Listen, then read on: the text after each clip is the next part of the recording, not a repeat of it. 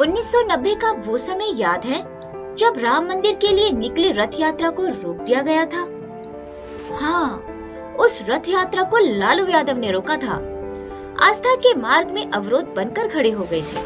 पर आज देखिए, उसी रथ यात्रा की भावना, उसी आंदोलन की शक्ति आज अयोध्या में भव्य राम मंदिर बनाकर खड़ी है और उसके शिखर पर केसरिया ध्वज गर्व से लहरा रहा है।